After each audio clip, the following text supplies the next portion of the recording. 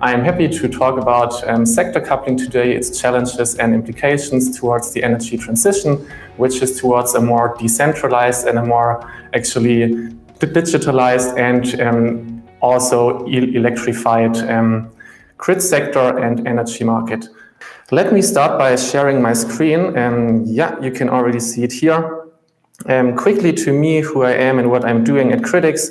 My name is Philipp Schottenhoff. I'm working with the growth department of gridX, where I'm responsible for the first interaction with prospective customers, and I'm actually taking care of the assessment of the potential of a joint cooperation and how the next steps could actually look like. So if you have any interest in our products or in what we from gridX are doing, feel free to reach out and to ask any questions you may have. We from gridX in general, we are kind of enabling our partners to master the challenges that are associated with the energy transition, as I said, towards a more electrified and decentralized energy market. And hence, I'm also excited to talk about sector coupling today, because sector coupling is kind of the reason that we from gridX are active in the energy market, and that we enable our partners to master these challenges that we see in a second. Let me start by quickly explaining what sector coupling is actually all about. So usually sector coupling is referring to the intertwining of traditionally separated sector, but in the last couple of years concerning climate change and also the electrification of certain sectors of the energy market, the term sector coupling is also used or mainly used for the interconnection of the energy consuming sectors, for example, transport and heating, with the power producing sectors. The overarching aim here is always to substitute fossil fuels as the final carrier of energy with electricity in order to get rid of fossil fuels holistically and over the entire value chain of the energy market. But before we jump into more detail here, let me take one step back and let's think about and make clear why we actually need sector coupling.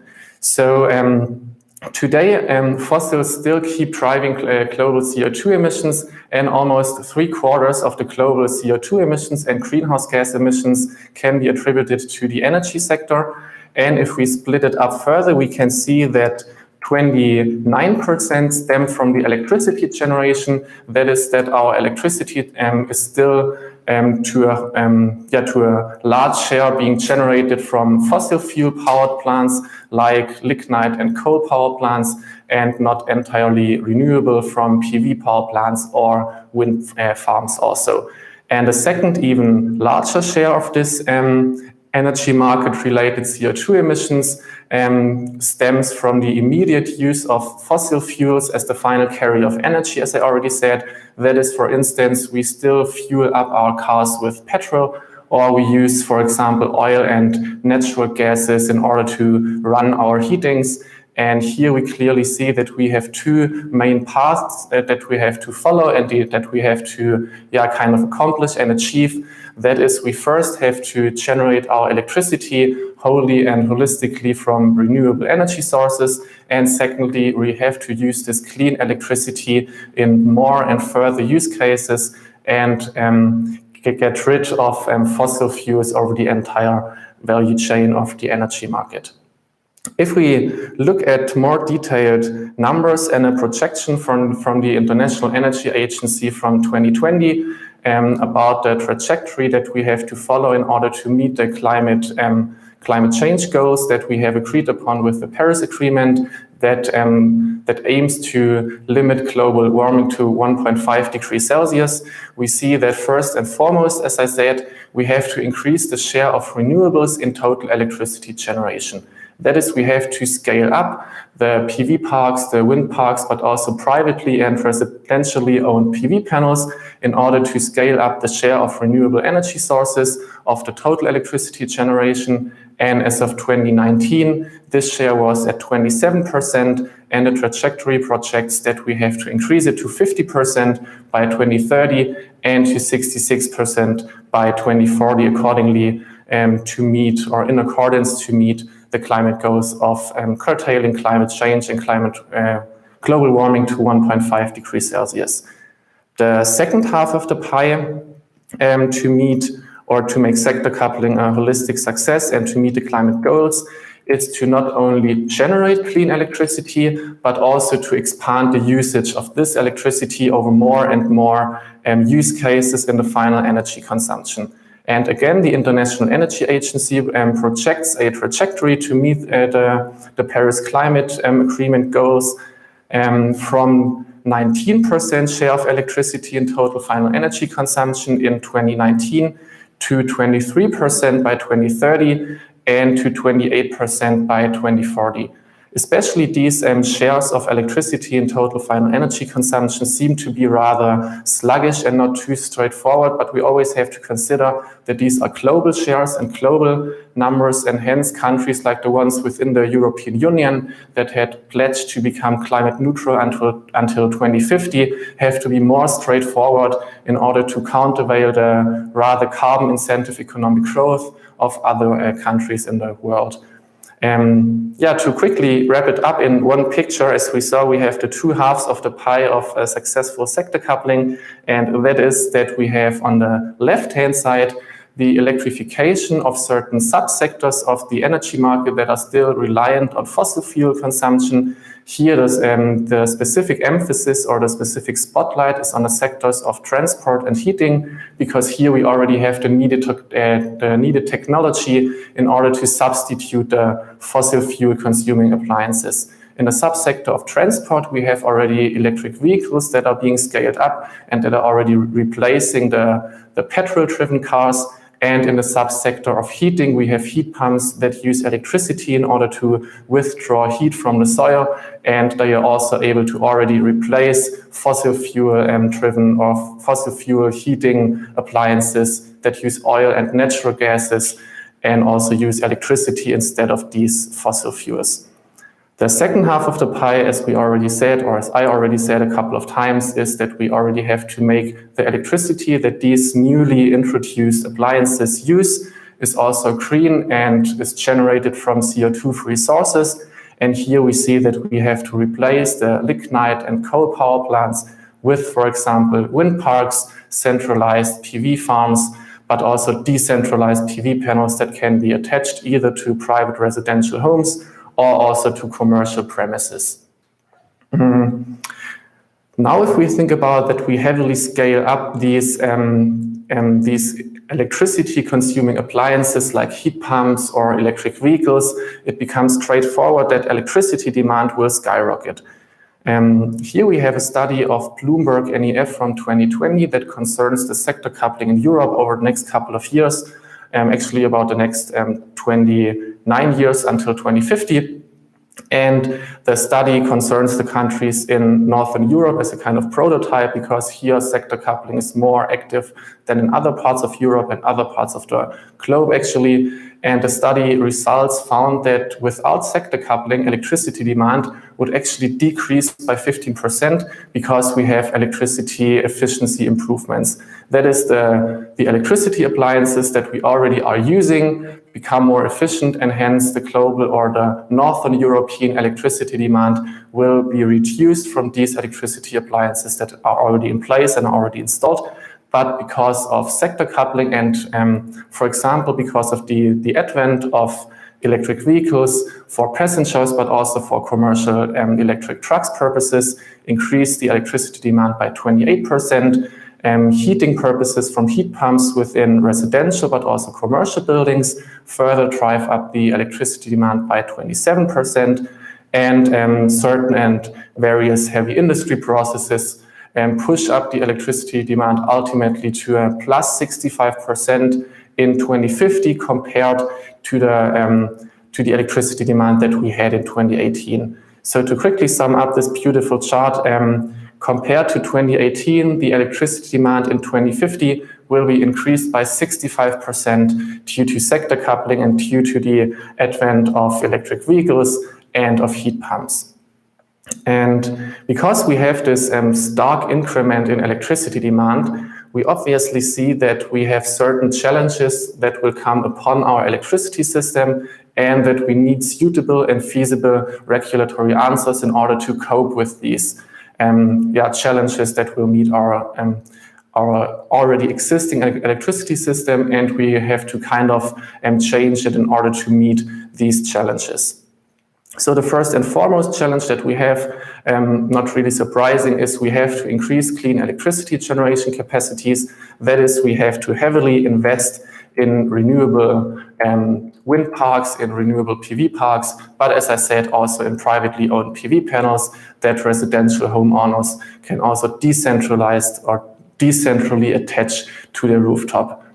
If we think about now that we have a large stock of renewable energy generation capacity, we clearly see that this generation capacity is not steady, but starkly intermittent. Intermittent means that the electricity is only generated when the sun is actually shining on the PV panels and is only being generated when the wind is blowing through the wind parks.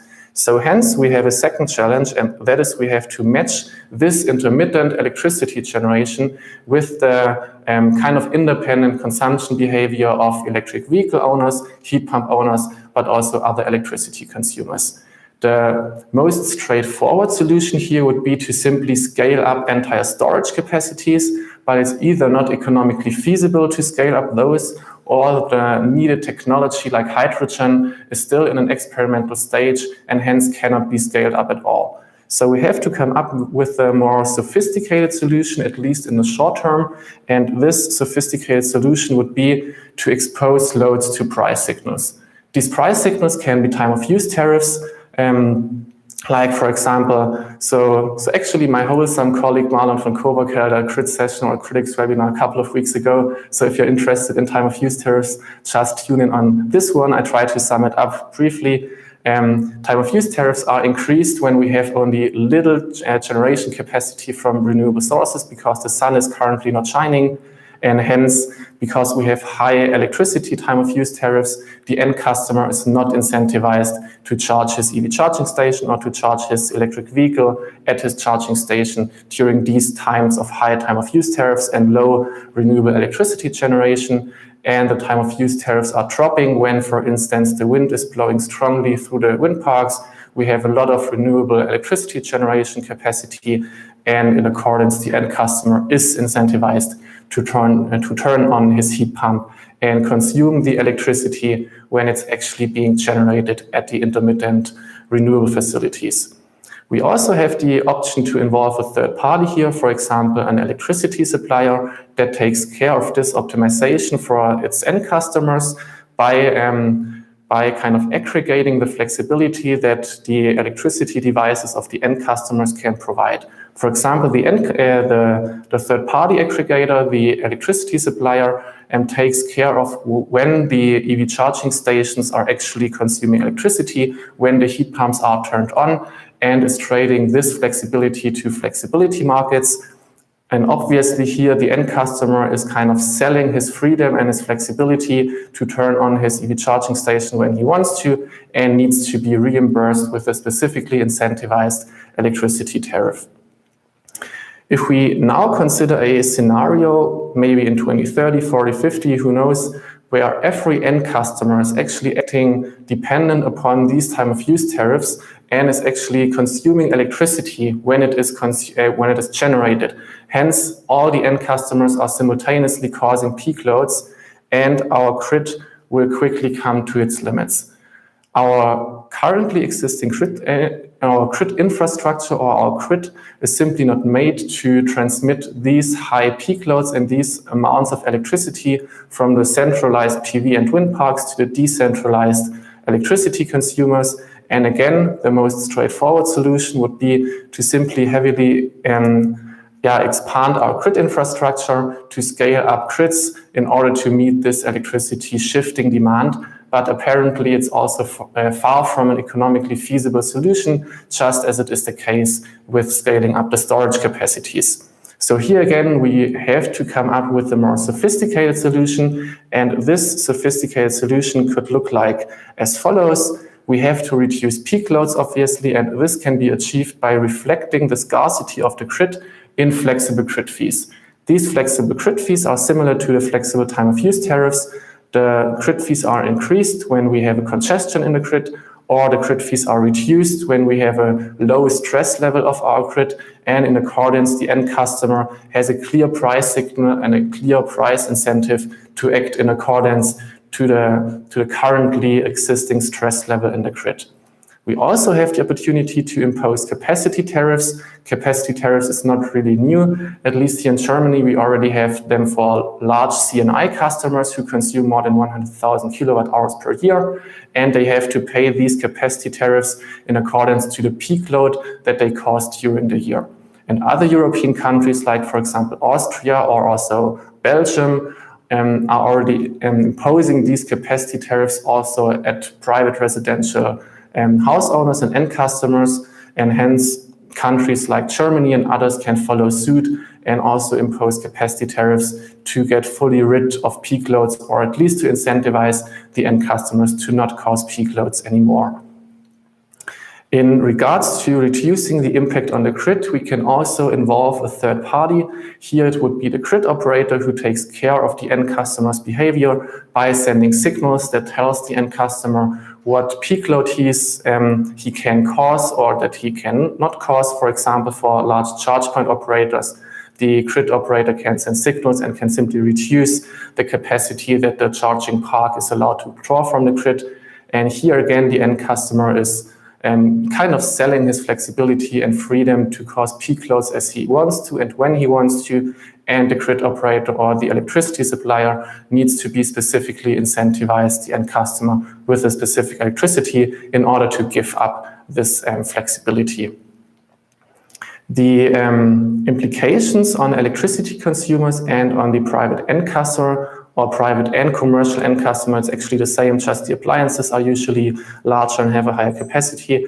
Our first and foremost, obviously, we are incentivized to increase our share of self-sufficiency or our level of self-sufficiency, because if we simply generate our own electricity and consume it at our private location, we are independent from grid operators, electricity suppliers, time of use tariffs, capacity tariffs, whatever it is. We are simply consuming the own electricity that we generate on our own.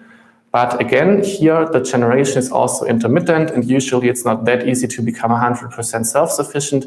So we always have a residual share of electricity that still needs to be consumed and drawn from the grid. And this residual share of our electricity consumption can be, or should be actually, in order to make sector coupling a wholesome success, should be optimized by taking flexible time of use tariffs into account, by considering that we shouldn't cause peak loads, and hence we have a private incentive to make use of low grid fees and low capacity tariffs.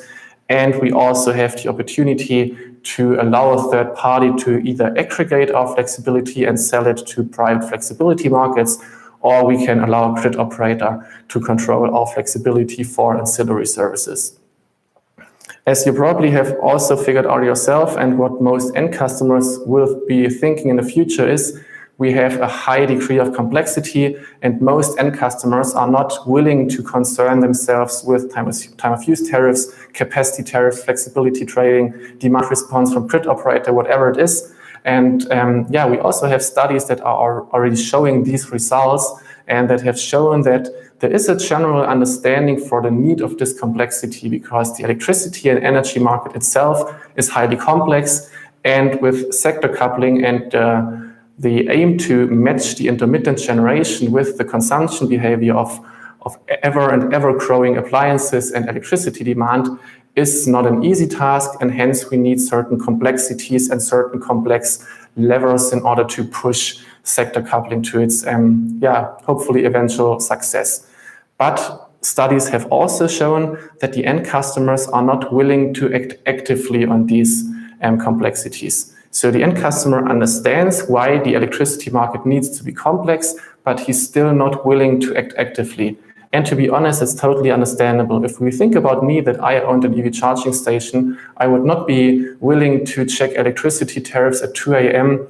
and stand up and turn on my EV charging station because I figured that I can save a couple of cents here.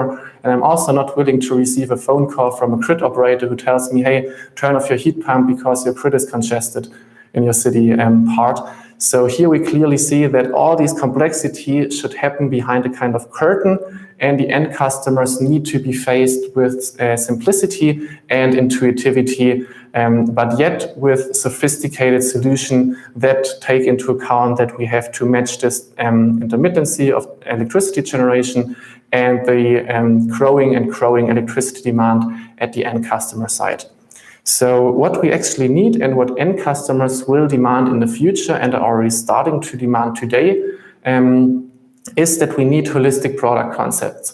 If we may fast forward to maybe 2030, 40, 50, the end customers will be prosumers and hence own an electric vehicle with an according charging station. They will own a PV panel, they will own an electricity storage device, they will own a heat pump, and all these appliances need to be first optimized locally. That is, the charging behavior of the electric vehicle needs to be set in accordance to the generation capacity of your private PV panel. Maybe your storage device should actually charge when the peak generation of your PV panel is currently being achieved, or maybe the afternoon. And the heat pump should also be set in accordance to the behavior of the other appliances. And because all these appliances usually come from different manufacturers, we need to have a certain smart energy management solution. And here is actually where gridX comes into play for its partners. So gridX speaks to all these manufacturer-independent devices, to all these manufacturer-independent distributed energy resources, steers them intelligently in order to achieve a higher degree of self-sufficiency locally, and can further also take into account external price signals like time of use tariffs, and also signals from grid operators or third parties who are keen to set up, for instance, local energy communities, or also send signals from a grid operator that is taking care that the grid is not overstressed and is not blown, basically. What kind of solutions we from gridX can offer to our partners?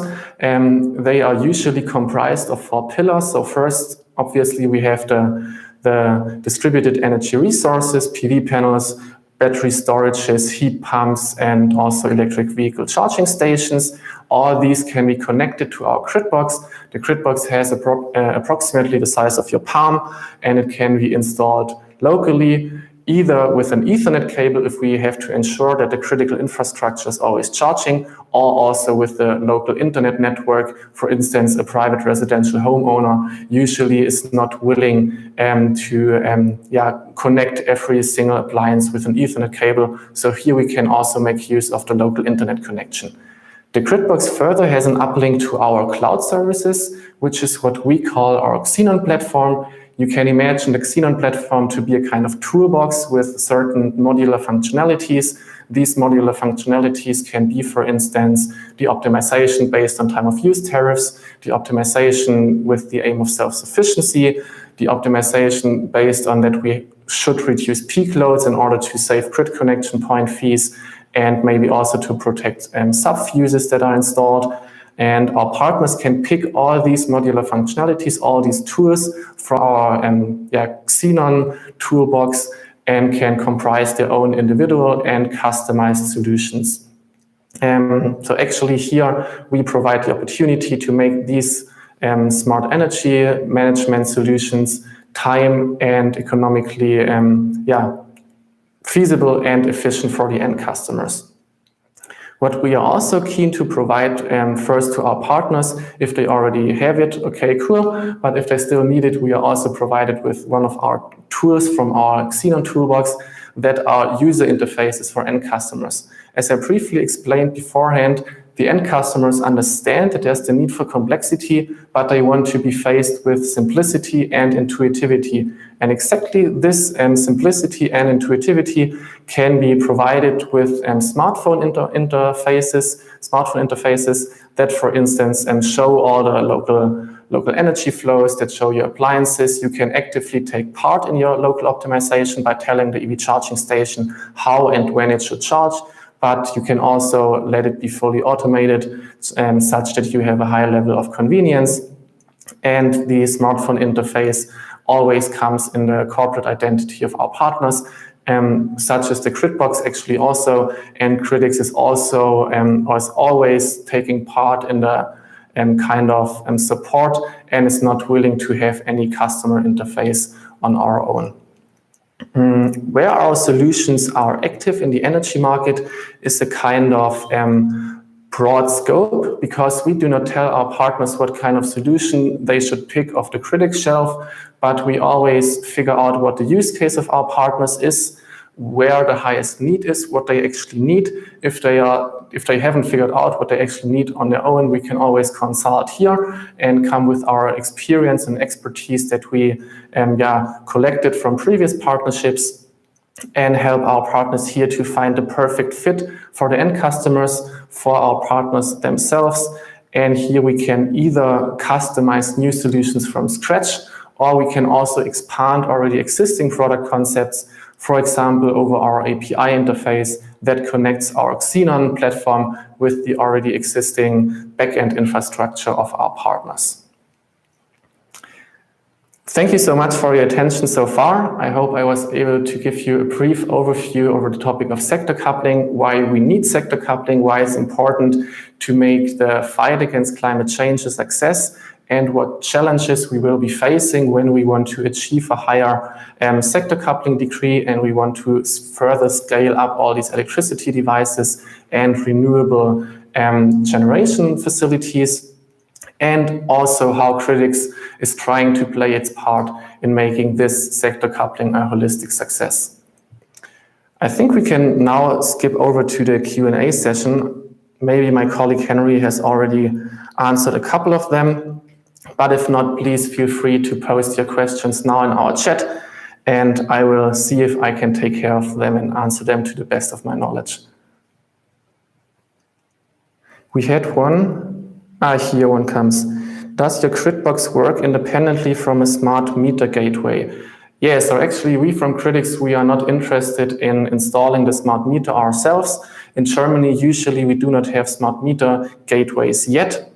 So we install a separate energy meter from TQ Systems or also others if our partners have this preference. And then our gridbox can collect the information from this kind of smart meter in order to also,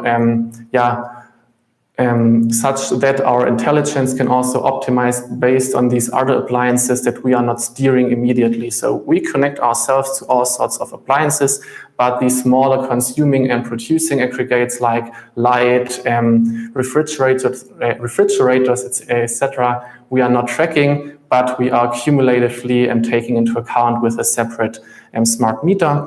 And in other countries where we already have real smart meters and where it's already regulatory imposed on every end customer, we are connecting ourselves to those.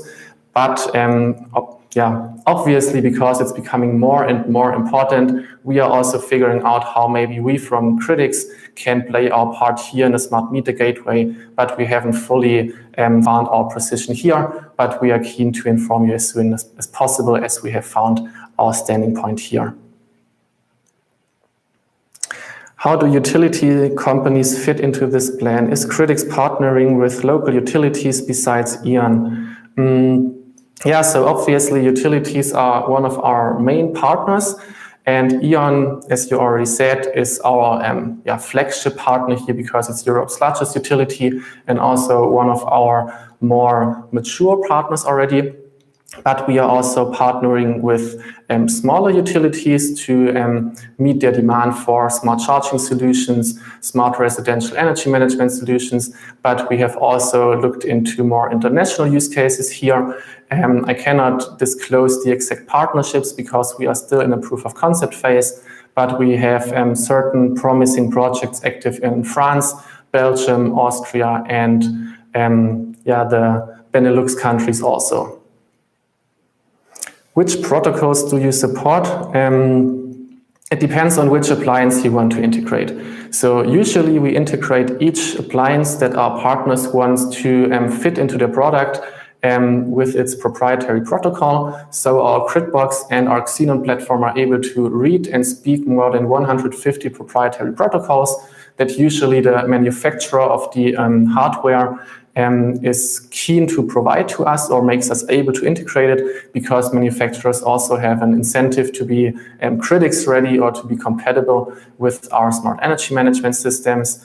And usually these protocols are based on Modbus TCP/IP. Towards heating appliances, also EE-bus, and towards charging station, we also have integrated a couple of ones with OCPP 1.6 yet.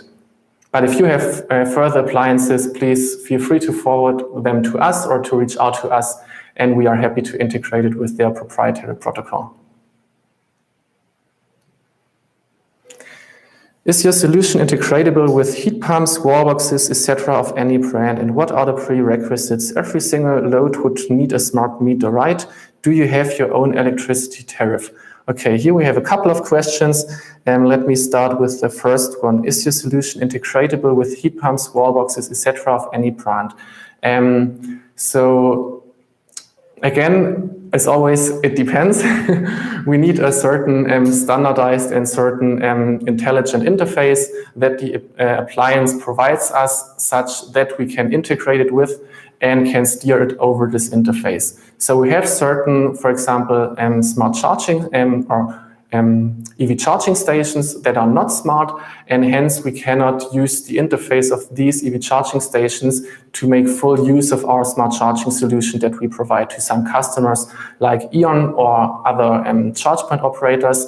But again, if you have an appliance, let it be a heat pump, wallbox, etc., and you have an interface like Modbus, OCPP, whatever it is, we are keen to integrate it, and we should be able to do so. What are the prerequisites? Yeah, you should have an interface that makes us able to integrate it. Every single load would need a smart meter, right? No, not at all. So we have one smart meter in the household or at a local solution that you are building or that you want to steer with our intelligence. For example, a EV charging park, a commercial premise, a private residential home. And then we have one smart meter that collects the consumption of the appliances that we are not immediately controlling. So it collects the consumption from the fridge, from your lighting, whatever it is, from your smartphone charging at the socket. And these we are not tracking, and for these we need one smart meter, but it collects all the consumption of these small appliances. And since we immediately steer and speak to the EV charging station, heat pump, PV inverter, hybrid inverter for battery storages, we do not need the smart meter here because we receive all informations with the interface that we are connected to the appliance. So here we only need one smart meter. Do you have your own electricity tariff? So if you had asked this question 2.5 years ago, the answer would have been yes. But since 2019, we are not an electricity supplier anymore, and we are not interested in having this immediate end customer interface.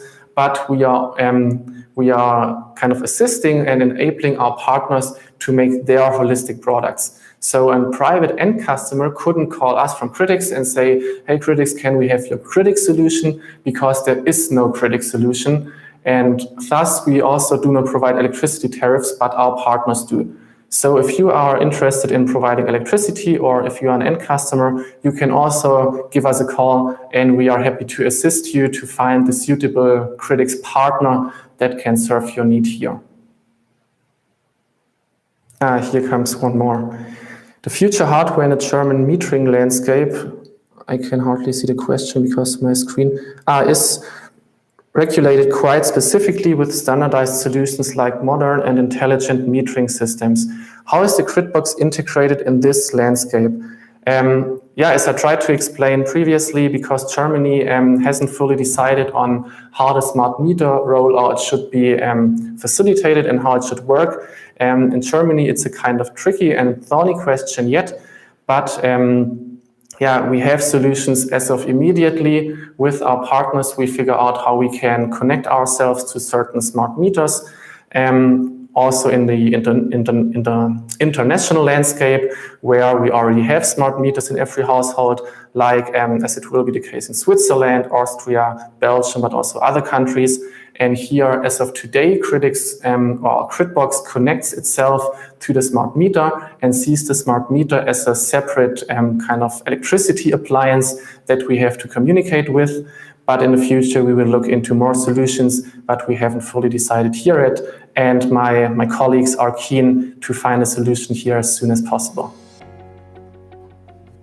All right, I think we are through with the questions. So if you have more questions, feel free to scan the QR code you see here, or to just send me an email, and I'm happy to have a call with you, have a meeting with you, whatever suits you best. And thank you so much for your attention today, for your interest in gridX, in sector coupling, what our point of view is on the upcoming challenges. And yeah, have a pleasant weekend ahead. And we are looking forward to have you in the next grid session as well. Have a great weekend. Bye-bye.